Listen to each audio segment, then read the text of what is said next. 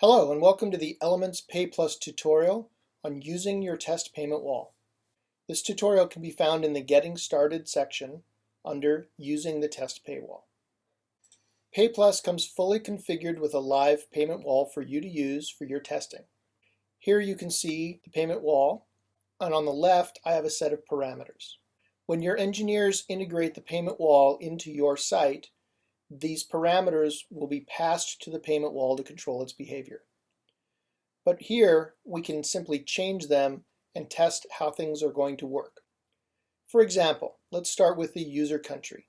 I can see what the payment wall is going to look like for users from different parts of the world. It's set to United States right now, so you'll see that the language is English, prices are in dollars, and the payment methods are those that are available in the United States.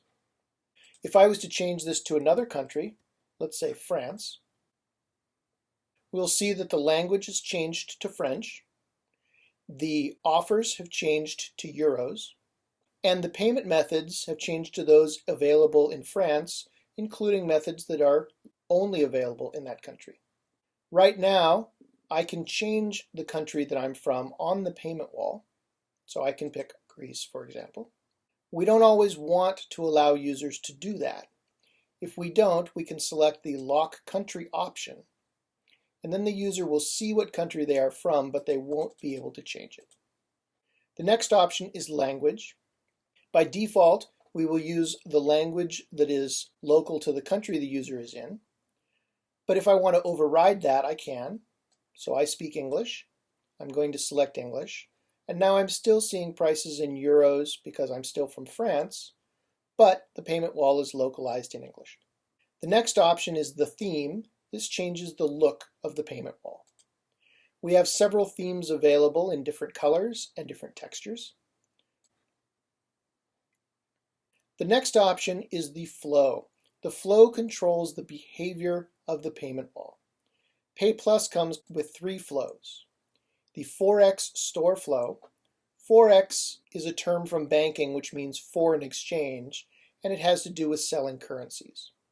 The Forex store flow is used when you want to sell virtual currency. It uses the price points that you set in the Setting Prices tab. So here you can see I'm selling 120 gold, 650 gold, 1500 gold, where gold is a virtual currency that I created. Next is the item store. The item store is used for selling virtual goods or digital downloads. It has two modes. If I only pass in one item that I want to sell, it will display the item and the image of that item. Again, these items were set in the Setting Prices section. If I pass in two items, then you'll see it gives me both items and I can select which one I want to buy. This is useful if, for example, the user has selected to purchase a subscription from your website and you want to give them the option of the monthly, quarterly, or annual subscription. The final flow is called the basic flow. The basic flow is used when you only want to use the payment wall to process a payment and the user has already selected what they're going to buy. In this flow, I pass in all of the parameters that I want.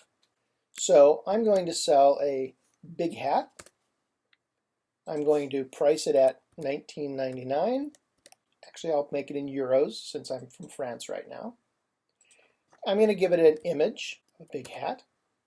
And I'm going to set the product code that I want to use. This is so that I know what to give the user when they've finished their purchase. I'll click Submit, and the payment wall will now be processing a payment, a big hat, for $19.99, and I can go pay for it.